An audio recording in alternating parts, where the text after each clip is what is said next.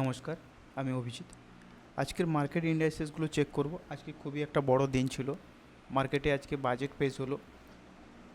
তো বাজেটে যে জিনিসগুলো উঠে এসছে সেগুলো অবশ্যই আমি একটু ডিসকাস করব।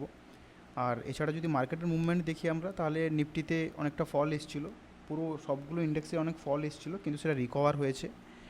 End of the day Nifty 30 পয়েন্টে ক্লোজ হয়েছে নেগেটিভে, সেন্সেক্সও নেগেটিভ 73 পয়েন্টে, এবং নিফটি ব্যাংক নেগেটিভে 502 পয়েন্টে।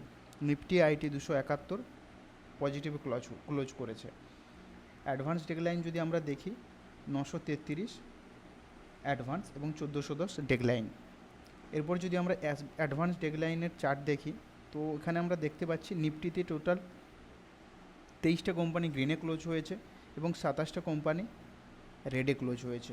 এরপর যদি আমরা ব্যাঙ্ক নিফটি দেখি, ব্যাঙ্ক নিফটিতে যদি আপনি দেখেন, ফেডারেল ব্যাঙ্ক শুধুমাত্র গ্রিন, বাকিগুলো সব ক্লোজ হয়েছে রেডে। আচ্ছা, এরপরে যদি আমরা দেখি যে বাজেট আজকে পেশ হয়েছে, সে বাজেটের উপরে অবশ্যই আমি একটা পুরো ভিডিও বানাবো।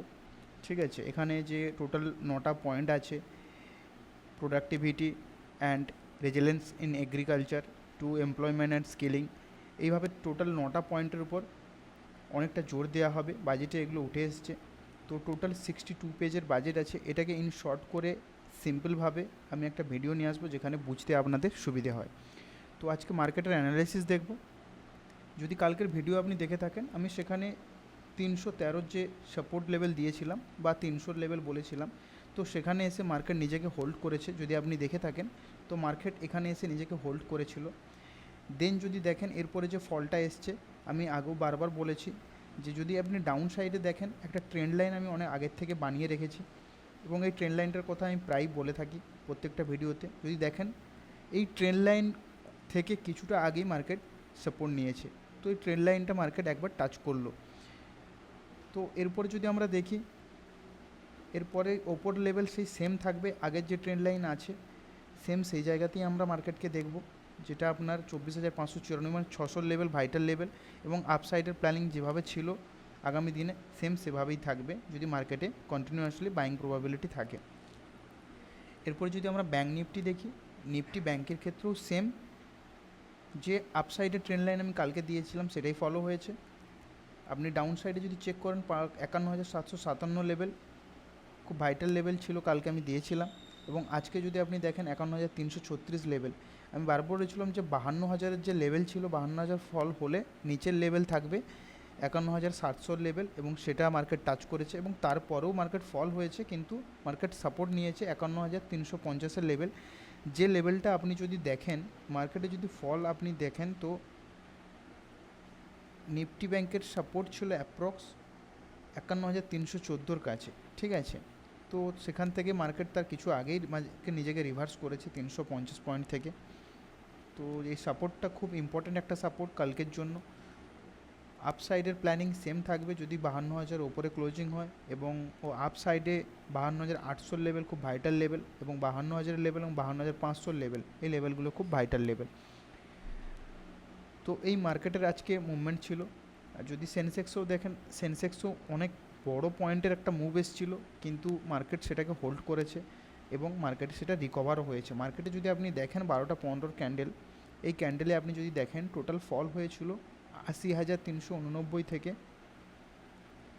79,401, মানে টোটাল যদি আপনি এটা মেজার করে দেখেন, এই ক্যান্ডেলটা ক্লোজ করেছে total 993 point, approx 993 point close হয়েছে।